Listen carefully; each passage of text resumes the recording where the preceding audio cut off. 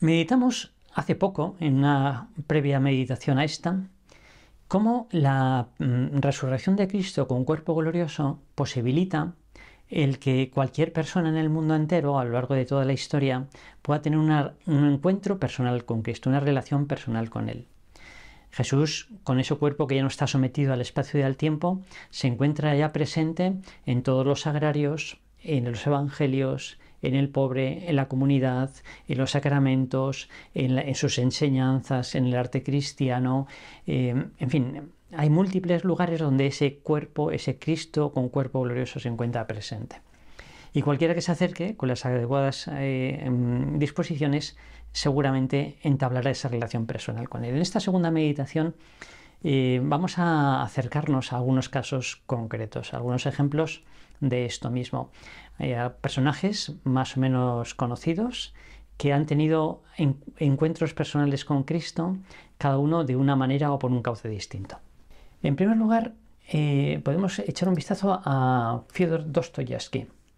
Dostoyevsky fue un hombre profundamente apasionado y enamorado de Cristo. Un hombre que conocía perfectamente, como buen literato que era, y escritor, los evangelios, y el protagonista de esos relatos, y se enamoró locamente de Cristo, hasta el punto de que escribe: a veces Dios me envía instantes de paz. En esos instantes amo y siento que soy amado. Fue en uno de esos momentos cuando compuse para mí un credo donde todo es claro y sagrado. Este credo es muy simple, helo aquí. Creo que no existe nada más bello, más profundo, más simpático, más viril y más perfecto que Cristo. Y me lo digo a mí mismo con un amor celoso que no existe y que no puede existir. Pero si alguien probara que Cristo está fuera de la verdad y que ésta no se halla en él, prefiero permanecer con Cristo que permanecer en la verdad. Esto último, evidentemente, no es posible. Es decir, la figura de Cristo justamente tiene valor, tiene fuerza, porque es la verdad bella, es el esplendor de la verdad. Pero está muy bien dicho, muy bien expresado con este apasionamiento. Así como el teísmo afirma la existencia de un Dios como una exigencia de la verdad, de la razón natural, en cambio, el cristianismo es una relación con Dios por la vía de la relación personal, no de la mera razón.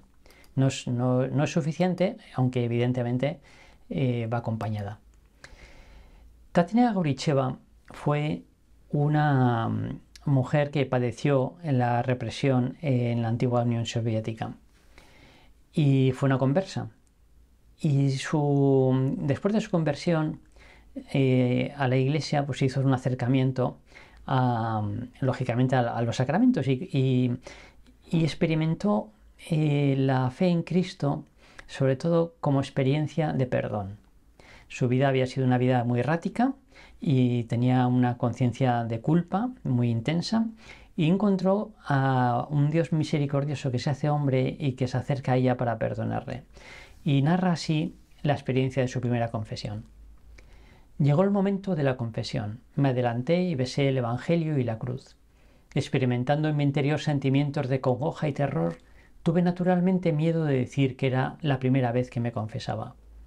Y fue el padre Hermógenes el que empezó a preguntar: ¿desde cuándo no vas a la iglesia? ¿Qué días festivos has dejado de guardar intencionadamente? Todos, le contesté. Entonces comprendió el padre Hermógenes que se trataba de una recién convertida. Empezó por preguntarme sobre los pecados más horrorosos y más gordos de mi vida, y yo tuve que contarle mi biografía completa. Una vida asentada en el orgullo y en el ansia de notoriedad, una vida montada en un desprecio profundo al hombre.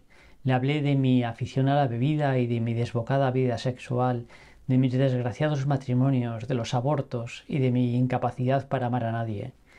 Le hablé también del periodo siguiente de mi vida, de mi práctica del yoga y del deseo de autorrealización, de convertirme en un dios, sin amor y sin arrepentimiento. Hablé durante largo tiempo, aunque con esfuerzo. La vergüenza impidió que las lágrimas me ahogasen, y al final afluyeron a mis labios casi de un modo espontáneo estas palabras: quiero expiar por todos mis pecados para purificarme de los mismos, al menos en alguna medida. Por favor, deme la absolución sacramental. Recibí la absolución por la misericordia de Dios y muy fácilmente como a mí me pareció. Durante algunos años y 5 veces al día debería recitar, postrándome e inclinándome profundamente hasta el suelo, la oración: Virgen y Madre de Dios, alégrate. Bueno, esto es una penitencia que a Tatiana le resultó como muy fácil. Durante algunos años, 5 veces al día, recitar esta oración. Nuestras penitencias seguramente son mucho más livianas y quizás nuestros pecados también, pero en cualquier caso la experiencia de Tatiana la podemos tener todos. Esa alegría incomparable que da el sacramento de la penitencia, porque solo Dios puede perdonar los pecados, no nuestra conciencia, no nos podemos auto-perdonar, ni siquiera las personas a las que hemos ofendido nos pueden perdonar. Nos pueden perdonar la obligación de devolverles el daño que les hemos hecho, pero no el mal cometido. Eso solamente Dios puede borrarlo, nos puede retrotraer a antes de ese mal. Jan Halland es una madre de familia de 4 hijos, noruega, ex viceministra de Asuntos Exteriores de su país, catedrática de universidad, que es conversa y allí en Noruega pues se convirtió por el estudio. Ella simplemente por su cuenta fue descubriendo a base de estudiar la teología que la religión revelada era la católica. Y cuenta en un librito autobiográfico, El amor escondido se titula, cómo antes de convertirse, o sea, antes de bautizarse, cogió la costumbre de ir los domingos a la iglesia, no a misa, que todavía no conocía ni entendía, sino a ponerse delante del sagrario. Y cuenta esa experiencia de esta manera. Frente al tabernáculo, donde la hostia consagrada se guarda en la iglesia, yo captaba que el verdadero amor y el verdadero sentido de la vida estaban allí, escondidos de forma misteriosa. No me atrevía a contar a nadie algo tan extraño, pero yo iba allí sola como alguien que se encuentra en secreto con el ser amado. Descubrió que había una presencia, la presencia gloriosa de Cristo, y aquella presencia le fue capturando cada vez más. El sagrario crea dependencia. Quien hace la visita no un día, sino un día y otro, se suele decir que para adquirir un hábito se necesitan 3 semanas. Quien hace la visita al Santísimo durante 3 semanas coge el hábito, ya tiene necesidad, crea dependencia, necesita ir allí, descubre esa presencia que no tiene comparación.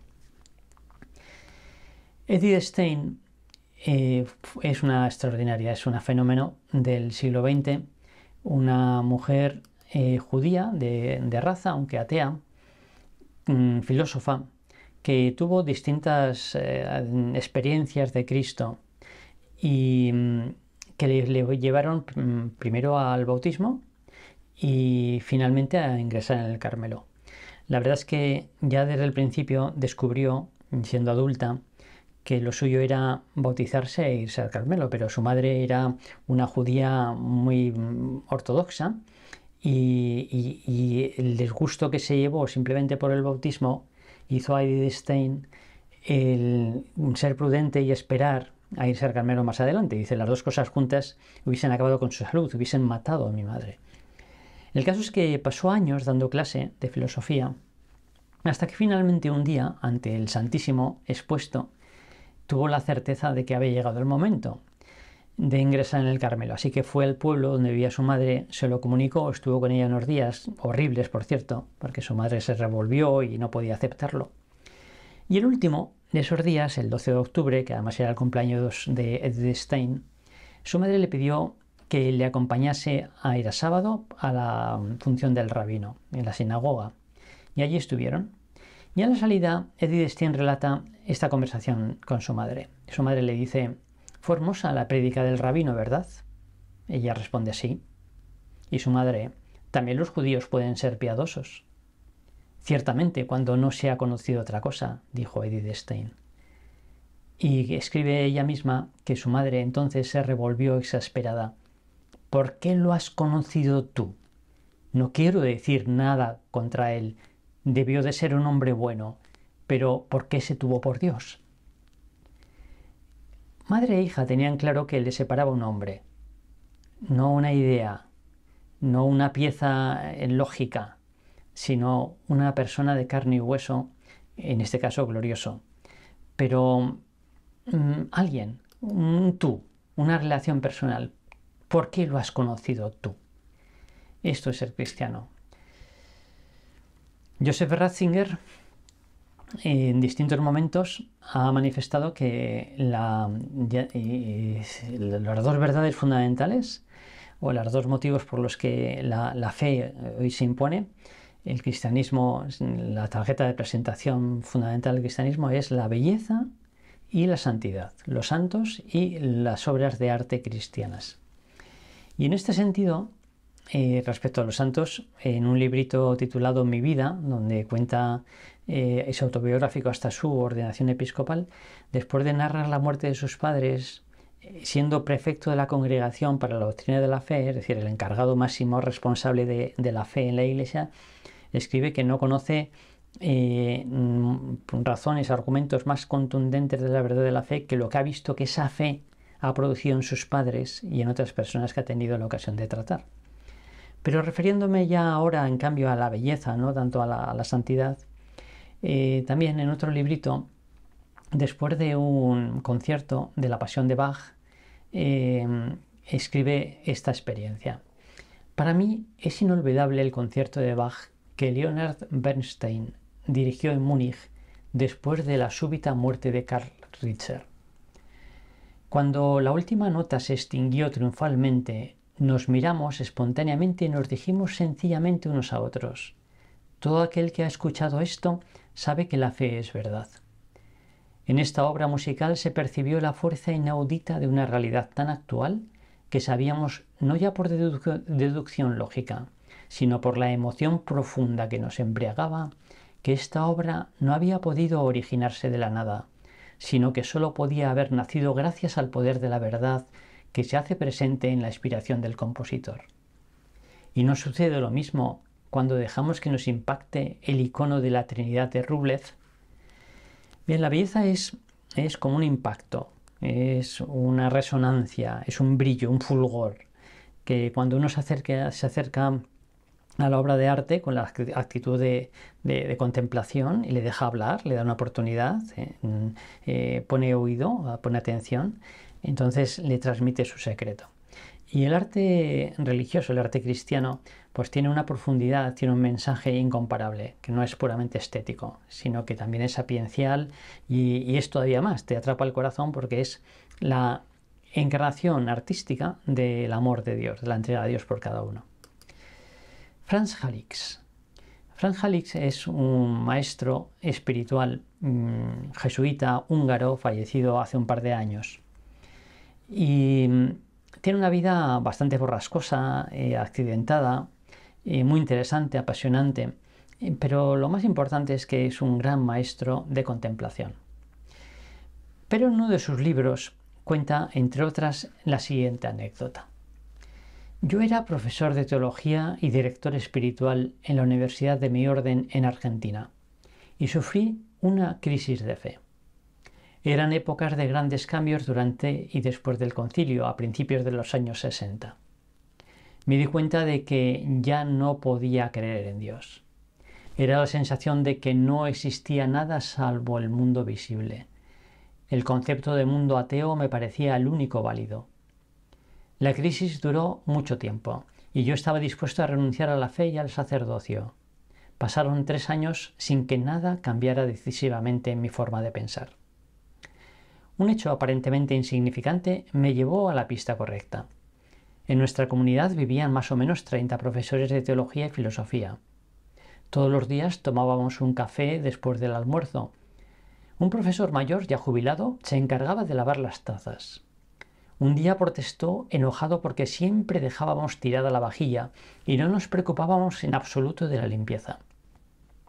Oí sus improperios, volví a mi trabajo y en pocos minutos había olvidado del incidente. Por la tarde salí a pasear. De repente me di cuenta de que ese compañero se había acercado a nosotros con un problema y que yo no lo había tomado en serio. Seguí mi paseo y me invadió un pensamiento mucho más desagradable aún. me di cuenta de que entre aquel hecho y mi crisis de fe había un paralelismo. Me pregunté si en mi relación con Dios no estaba pasando algo parecido. ¿Acaso no estaba tan sumido en mis pensamientos y mis actividades que ya no dejaba que Dios se acercase a mí y por eso ya no podía creer en Él? Pensé que si me esforzaba por comprometerme más con los demás, podría darse un cambio en mi fe en Dios. Me esforcé durante un año en relacionarme más abiertamente con las personas y dejar que se acercaran más a mí. Después de un año, la crisis había desaparecido. De una vez por todas, había comprendido la conexión que existe entre Dios y los hombres, y esto se convirtió en el hilo conductor de toda mi vida. Cada vez que lo hicisteis con uno de estos mis hermanos más pequeños, conmigo lo hicisteis. La actitud contemplativa o se tiene con todos o no se tiene con nadie. No se puede tener con Dios y no con los demás. Así que otro lugar donde encontramos a Cristo, que son los necesitados. E incluso deberíamos dar gracias a las personas débiles, necesitadas, enfermas, ancianas, pobres, porque justamente nos facilitan esa actitud contemplativa que luego nos permite entablar una relación personal con Dios. Miquel Azurmendi fue un miembro de ETA, político-militar, él personalmente no mató a nadie. Y tuvo a lo largo de su vida una evolución hacia posturas más moderadas y más culturales y finalmente hacia la fe. Concretamente entró en contacto con Comunión y Liberación a través del Mitin de Rímini y allí conoció un tipo de persona que él había imaginado pero nunca había encontrado. Y escribe concretamente: yo, que he buscado la vida buena de manera permanente, no la he encontrado en libros y argumentaciones ilustradas. Y eso que, militando en asociaciones civiles, esa necesidad se me volvía perentoria. De súbito, hete aquí que ante mis ojos, atónito, me doy de bruces con cristianos de vida buena y bella, una gente nada común que vive un tipo de existencia imitando a Jesús. Me causa un hondo estupor que Dios sea una experimentación de vida en el amor del otro y que el experimento les dé una alegría como no he visto en ninguna otra parte del mundo en toda mi vida. Me encuentro fortuito con una persona y luego otra y otra después, y así durante 2 años de investigación, convierte en admiración aquel gran estupor inicial. Es la experiencia de la comunidad de los cristianos, de cómo una persona y otra y muchas son felices dándose a los demás, sirviendo, entregándose como Cristo, haciendo la vida feliz a los otros y siendo ellos mismos felices de esta manera. Esta es la buena vida que él había soñado y que todos soñamos en realidad.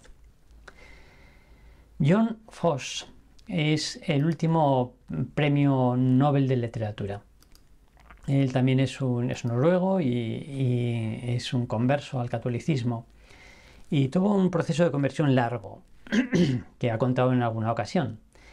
Y resumiéndolo muchísimo, él ha dicho: tuve una especie de giro religioso en mi vida que tuvo que ver con entrar en lo desconocido.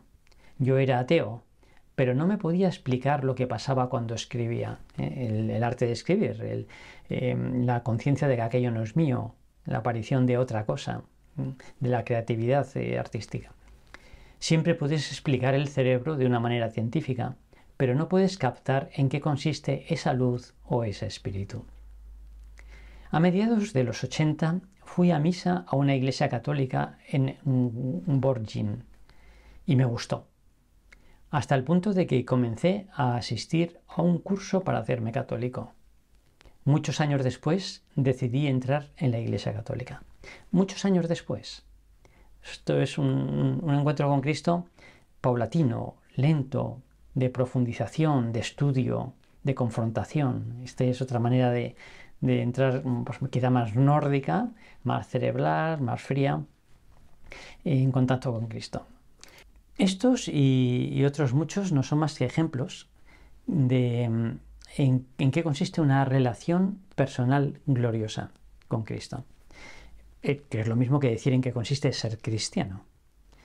que se podría, con una fórmula matemática, decir que es como el producto, la suma, de una experiencia de segunda mano, es decir, la propuesta de la tradición.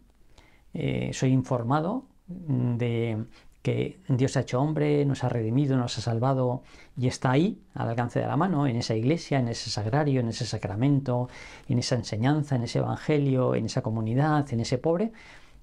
Una experiencia de segunda mano, se me informa de todo esto, que hago experiencia de primera mano, es decir, que pongo en práctica, que compruebo, que voy y palpo, una relación personal. Experiencia de segunda mano más experiencia de primera mano igual a fe cristiana, relación personal gloriosa. Un antiguo periodista francés, ya fallecido hace tiempo, André Frossard, tuvo una experiencia de Cristo totalmente irrepetible que cuenta en un librito titulado Dios existe, yo me lo encontré, que podríamos parafrasear diciendo Jesucristo resucitado existe, yo me lo encontré. Esto tiene que ser una afirmación de todo cristiano. En esto consiste en ser cristiano, en que hoy en la Pascua estamos no recordando algo que pasó hace 2000 años, sino algo que está pasando todos los días. Cristo vive con cuerpo glorioso y está en todos estos lugares, y en la medida en que poseamos la gracia de Dios está dentro de nosotros. Se trata de entablar una relación personal gloriosa con Él.